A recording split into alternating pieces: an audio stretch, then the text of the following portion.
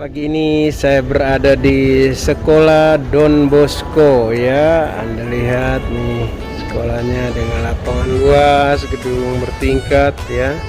Mansuete et fortiter. Nah, ini ada satu ungkapan bahasa Latin ya, yang artinya kelemahan dan kekuatan. Oke. Nah, hari ini saya menghadiri acara perpisahan anak saya, Adeo Putra Solapung, yang siap untuk melanjutkan perjuangannya menuju jenjang yang lebih tinggi lagi. Oke. Nah, ini di sini ya, Anda lihat ya, acara sebentar lagi akan dimulai. Nah, di sini ya, kita bisa lihat ada yang lulus, yang ada yang tidak lulus ya. Artinya ini acara khusus hanya menghargai orang yang lulus ya ujian ya. Sedangkan bagaimana dengan orang yang tidak lulus ya? Nah, kasihan ya. Nah, tapi artinya itu sebuah perjuangan yang mereka harus lewati, mereka harus lalui ya. Nah, Bapak Ibu, saudaraku, jika anakku gagal ujian, lantas apa yang harus kulakukan? Suatu hari ada seorang anak muda tidak lulus ujian masuk PMB dan gagal masuk perguruan tinggi. Karena putus asa, akhirnya orang tuanya pun menikahkan ia dengan seorang wanita yang baik hati. Setelah menikah, ia mencoba peruntungan untuk mengajar di sekolah dasar. Karena tidak punya pengalaman dan tidak cakap dalam mengajar, maka belum 1 minggu mengajar sudah dikeluarkan. Setelah pulang ke rumah, sang istri menghapus air matanya, menghiburnya dengan berkata, "Saya tahu kamu punya banyak ilmu di dalam otakmu, namun ketahuilah, ada orang yang bisa mengajar, ada orang yang tidak bisa. Tidak perlu bersedih karena hal ini, mungkin ada pekerjaan yang lebih cocok untukmu sedang menantimu." Kemudian ia pergi bekerja di pabrik, juga dipecat oleh bosnya karena gerakannya yang lambat dan mengganggu produksi yang ada di sana. Saat itu sang istri berkata padanya, "Kegesitan tangan kaki setiap orang berbeda. Orang lain sudah bekerja beberapa tahun lamanya, dan kamu hanya baru beberapa hari saja, bagaimana bisa cepat?"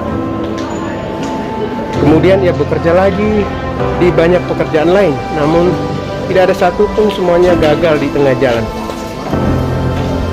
Namun setiap kali ia pulang dengan patah semangat, sang istri selalu menghiburnya, tidak pernah mengeluh. Ketika sudah berumur 33 tahunan, ia mulai dapat keberuntungan sedikit melalui bakat berbahasanya. Ia diterima untuk menjadi pembimbing di sekolah luar biasa tunarunggu bicara.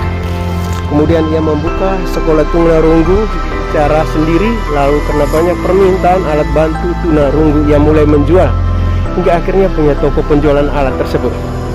Hingga akhirnya ia bisa membuka banyak cabang toko yang menjual alat-alat bantu orang mengalami gangguan pendengaran di berbagai kota.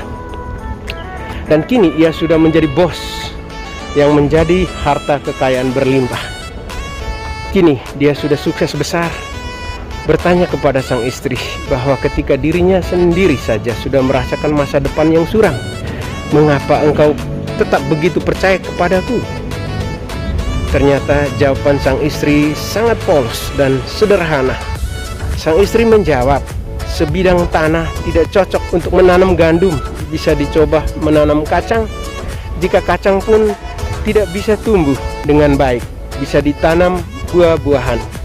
Jika buah-buahan pun tidak bisa tumbuh, semaikan bibit kurma pada kurma pasti bisa hidup, karena kurma bahkan bisa hidup di tengah gurun pasir yang gersang. Yakinlah bahwa sebidang tanah pasti ada yang bibit yang cocok untuknya dan pasti bisa menghasilkan panen darinya. Mendengar penjelasan sang istri, ia pun terharu mengeluarkan air mata. Keyakinan kuat, ketabahan serta kasih sayang sang istri bagikan sebutir bibit yang unggul. Semua prestasi pada dirinya, semua adalah keajaiban berkat bibit unggul yang kukuh sehingga tumbuh dan berkembang menjadi kenyataan. Di dunia ini tidak ada seorang pun atau tidak seorang anak pun yang boleh gagal dalam hidupnya. Karena saya percaya bahwa setiap anak memiliki potensi terpendam yang siap digali dan dikembangkan dalam diri mereka masing-masing. Kuncinya adalah fokuslah pada kelebihan yang dimiliki anak, bukan kekurangannya. Dan kata kuncinya adalah syukurilah apapun yang menjadi kelebihan anak kita. Betapa bahagianya anak-anak Anda ketika Anda bisa berubah dan berhasil menemukan potensi emas dalam dirinya. Apa hikmah dari kisah ini menurut Anda? Inilah hikmah menurut saya. Pertama, orang yang tidak menghargai suatu biarpun diberi gunung emas tidak akan bisa merasakan kebahagiaan. 2, orang yang tidak bisa toleransi seberapa banyak teman pun akhirnya semua akan meninggalkannya. 3, orang yang tidak tahu bersyukur seberapa pintar pun tidak akan sukses. 4, orang yang tidak bisa bertindak nyata seberapa cerdas pun tidak akan tercapai cita-citanya. 5, orang yang tidak bisa bekerja sama dengan orang lain seberapa giat bekerja pun tidak akan mendapatkan hasil yang optimal. 6, orang yang tidak bisa menabung terus mendapat rezeki pun tidak akan bisa menjadi kaya. 7, orang yang tidak bisa merasa puas seberapa kaya pun tidak akan bisa bahagia.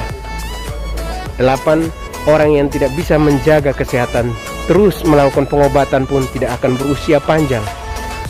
Jadi Bapak Ibu ya, hargailah apapun yang Anda miliki.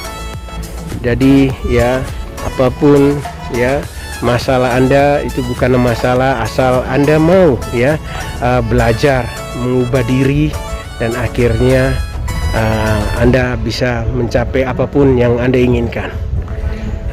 Jika anak Anda ya mungkin tidak berprestasi, tapi jika dia dibimbing sesuai bakat dan minatnya, kekurangan dan kelebihannya, kekuatan dan kelemahannya, atau mansuete et fortiter seperti tulisan tadi, maka dia pun pasti bisa sukses.